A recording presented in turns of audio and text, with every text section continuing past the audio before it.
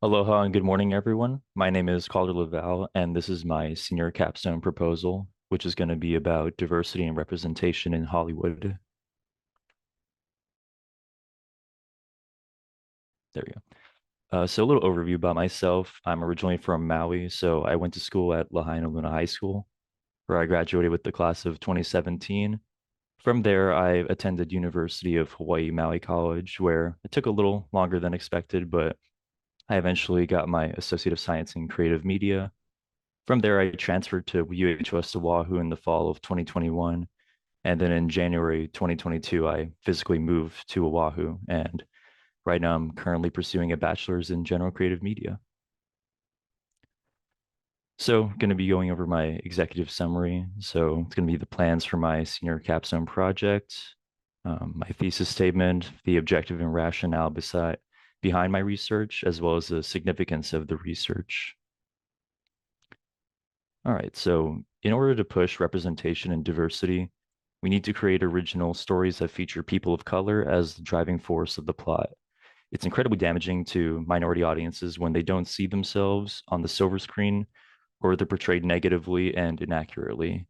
This reinforces stereotypes affecting self-image as well as self-esteem issues and how minority groups are perceived by others. Though progress is be- though progress is being made since the days of Birth of a Nation and Breakfast at Tiffany's, there is much we can learn from the past to make sure this progress continues. So, for context, Birth of a Nation is a film about the KKK where they are portrayed as the heroes of the story. And then for Breakfast at Tiffany's, it contains a controversial character named Mr. Yunioshi, who is played by a non-Japanese actor named Mickey Rooney, who donned yellowface for the role. And for those who don't know, yellowface is when an actor uses prosthetics, any stereotypical clothing, or even a stereotypical accent to portray an Asian person in a distasteful manner. But this was pretty normal in the 1960s and even earlier in the 20th century during the minstrel days, as well as blackface, um, which is the African American equivalent to yellowface. All right. My rationale was to uncover why diversity and representation is so important in film. I've always had an affinity for film and storytelling, so understanding the influence film has on society was vital to my research. And as someone who also happens to be mixed race, Hapa, however you want to call it, I believe I'm able to see this issue through different lenses. My objective was to analyze case studies of various ethnic and cultural film controversies, as well as examples in the modern era that are making progressive strides today. Many of the issues were rooted in stereotyping and whitewashing. So, whitewashing is when a person of color's agency is removed in favor of a white actor that is portrayed as the hero of the story. So, I seek to learn about the psychological effects representation or the lack thereof, has among minority audiences. And also with whitewashing, it also takes away work for people of color actors who are people of color, which, doesn't allow them to basically, act as role models or, fulfill these, acting roles that would be more befitting for them in our modern sensibilities. So for my actual senior capstone plan, I plan to make a short film. I don't have a title for it yet, but the working title at the moment is Project Hale. So the plan is to basically create a short film that showcases a modern story about what it means to be Hawaiian. It would illustrate the struggle of a young man originally from Hawaii returning from the mainland. And while I do want it to be from a local perspective, I do also want to shed some light on the struggles of what it means to be a non-Hawaiian living in Hawaii as well. I believe this direction is relevant to my research because it is meant to represent Hawaiian and local people in a realistic manner, in a way that I feel like isn't really done a lot or, done right for that matter, while also being a story that audiences from all walks of life can relate to in some way. I also want to tackle the themes of like, how it feels to be sometimes how you can feel alienated from your own roots, and as well as, some burdens that are, some traditions that may feel like burdens to us that are passed on to us from our relatives to our ancestors, because sometimes these traditions conflict with our, with the modern lifestyle. It conflicts with your personal life as well as like your personal relationships. So these are just kind of like elements I want to explore because I know, you know, these are two sides of, our identity that are very important to us, but sometimes they clash. And that's something I kind of want to explore, and I hope I do it right. All right, so moving on to significance. So the thing about film is that it's highly influential. Obviously, it's a very culturally influential aspect in today's society. And the future implications that come with this in a worst case scenario is that the continuation to misrepresent different ethnic groups in film will further reinforce stereotypes and misconceptions in real life. So the solution to this is to dismantle and destroy stereotypes.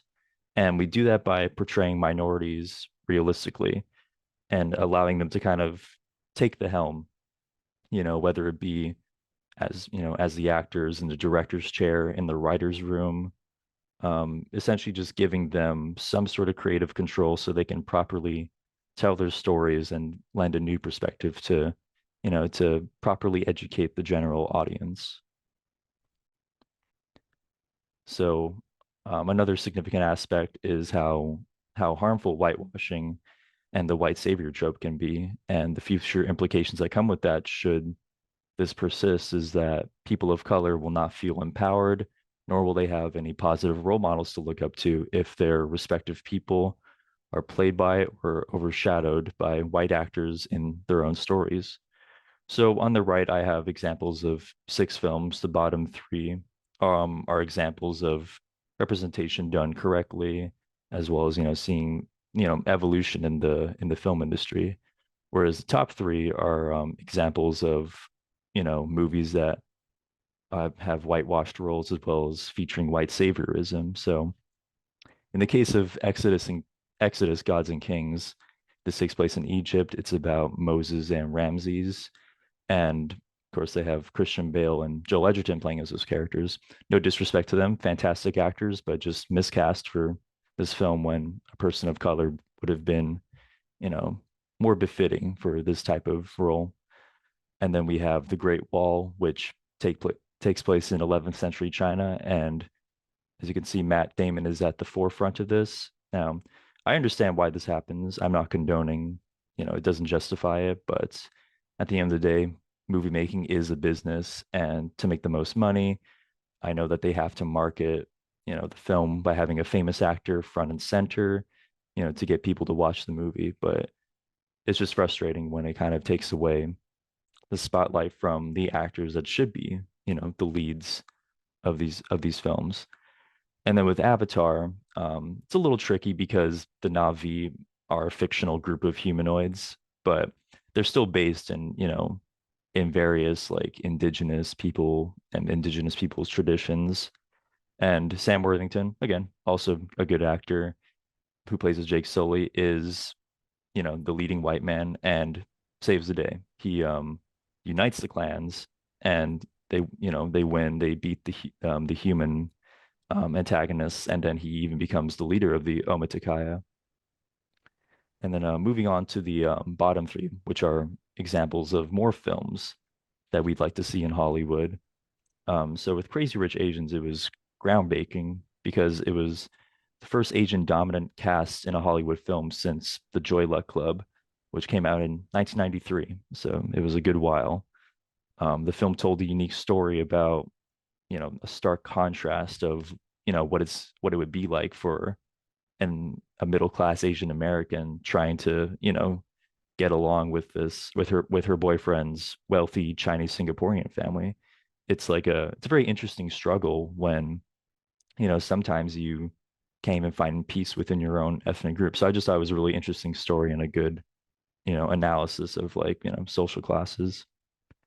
And then for Black Panther, which had a similar impact on its respective target audience, it was the first Black-led superhero film, as well as a celebration of African culture, and also just super important for a younger audience as well, because now they have this larger than life hero who they can look up to that also resembles them. And I think that's great, especially with, for kids, they need, that extra motivation, that extra empowerment. And lastly, for Encanto, it featured Hispanic representation in the form of this, fantastical world where, they have superpowers essentially, but it's also a very like real story about like emotionality. And the message basically is that you don't need to be special, or in this case, you don't need to have superpowers to be deserving of love and, essentially your rights. So it's a nice little subtle allegory on immigration, actually. It's very quietly done, but at the same time, it is a very like heavy topic, even for like a movie geared towards families and kids. The songs are also written by Lin-Manuel Miranda, who's also Hispanic, and it helps that they're very catchy as well. All right, so moving on to diverse stories. So the significance of this is that, for representation is when it comes to telling diverse stories, um, we want to see, different groups of people of color showing us, different perspectives and even, unique styles of storytelling that are not usually seen in traditional American films. So I think being exposed to a diverse array of films will help audiences better understand and sympathize with, cultures that maybe they aren't really that familiar with, and they get to do that through the lens of film. Parasite, for example, was a South Korean produced film that kind of took the U.S. by storm. It was surprising. It won an Oscar. It exposed audiences to this compelling but also disturbing tale of social class disparity. For anyone who hasn't seen it, I apologize, but spoilers. The main family we focus on is kind of like this lower class family who infiltrates this rich family's home by manipulating certain events to, become employees for them. And eventually they start, essentially siphoning their money off of them and eventually living in the house. It escalates higher from there. But it's yeah, so I feel like having more, stories from, different countries and different parts of the world, just like shine a new light on, non-traditional storytelling that I think could be very useful and yeah, just learning more about each other. All right, so taking a look at the data, bit of a mouthful, but on the left we have distribution of employees in the motion picture and video industries in the US in 2022 by ethnicity. And as you can see, shockingly enough, the most dominant ethnic group in this workforce is white, which is at 77.5%. Hispanic, Latino, Black, African American, and Asian, don't even come up halfway. And this doesn't even include Middle Eastern. So it's just very clear to see, this imbalance in the workforce, in Hollywood. And then we have on the right distribution of lead actors in movies in the United States from 2011 to 2022 by ethnicity. And as you can see, once again, very predominantly white. However, we do see some progress though, especially in 2020 and 2021. I'm not sure what happened in 2022, kind of went backwards a little bit, but even if you take a look at that percentage from 2022, you can see that it's still double the percentage of what we see in 2011. So this is a good sign. This is progress. It's maybe not going as, you know, quickly or increasing as high, as fast as we would like it to, but it's progress nonetheless. And this is good to see. All right. So going back to my short film, my target audience would primarily be young adults with Hawaiian ancestry or even young adults who are from Hawaii. I feel like they'll be able to, to relate to this in some way.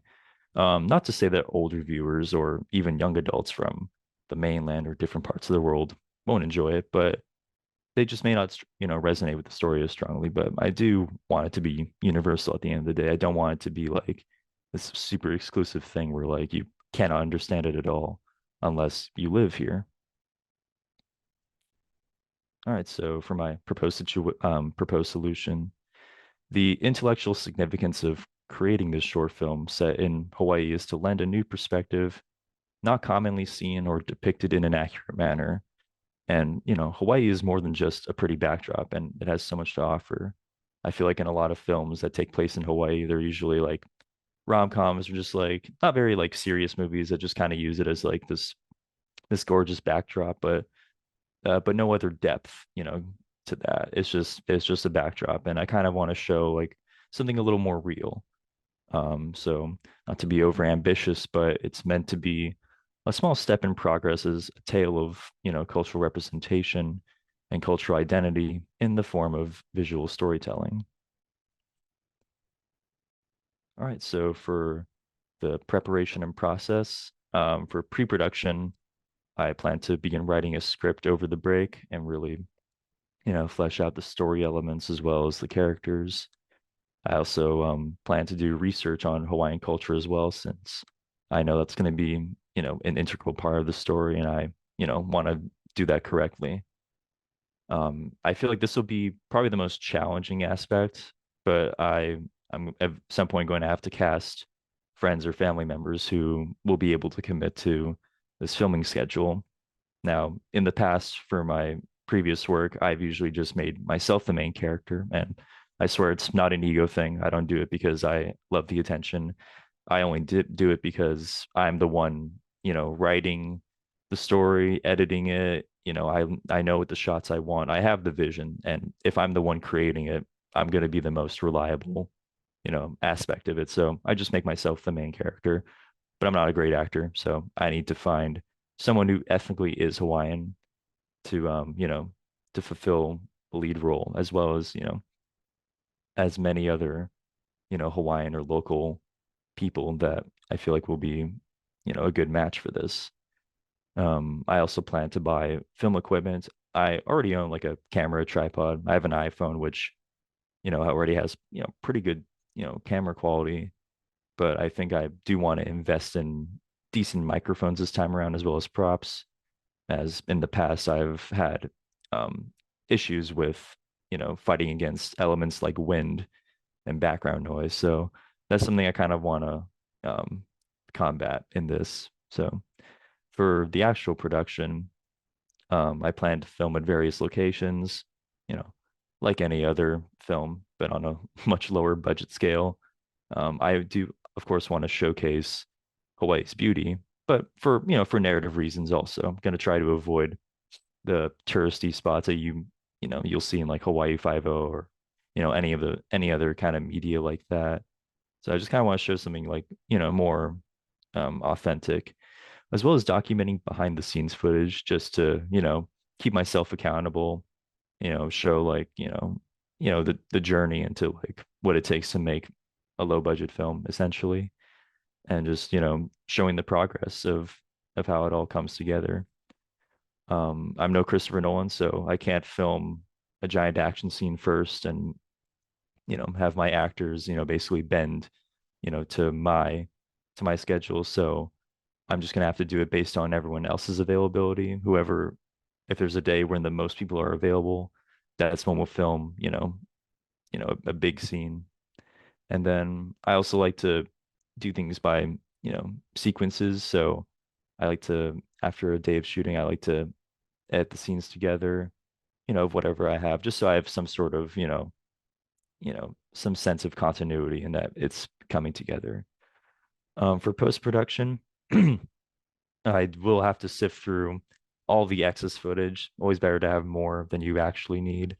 So I'm gonna have to sift through the excess footage as well as picking the best takes and creating a rough cut essentially, or two, just basically like a rough draft version of that, and then have peer-reviewed screenings. Basically, I'll just have like, instructors or even my friends and family take a look at what I have, give me some feedback. It's always good to have like another pair of eyes.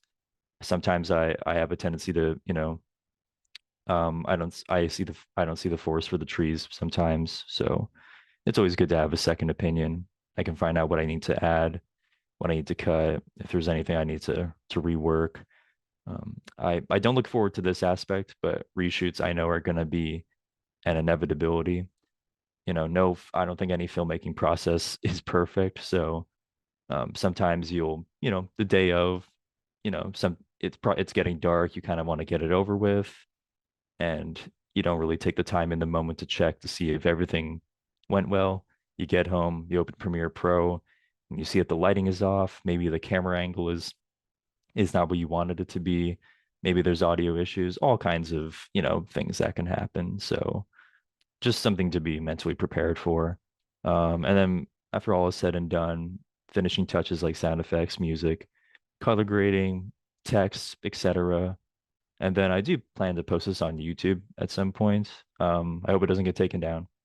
But I do hope that it'd be great if it could, reach a good amount of views. But if not, as long as it's something I'm proud of, and as long as it's something that, my friends, family, and even the school, hopefully, is able to enjoy. As for the deliverable, Alder, can so I just interject really quickly? You have, yes, I would start wrapping up because you're at 9:50, and so you okay, want to leave some time for Q&A. So if you can kind of go through the rest of your sites more quickly, it'll be sure, appreciated. Thank no you. problem. This is the last slide, no Okay. problem. All right, so for my deliverable, I have these three movies, and they kind of revolve around the themes of what it's like to be, you come from a different country, move to America, assimilate with that culture, and then at some point you have to kind of go back to your roots. And I know that can be a challenge sometimes because you're living in two worlds. So that's kind of something that I want to tackle with the short film I want to do.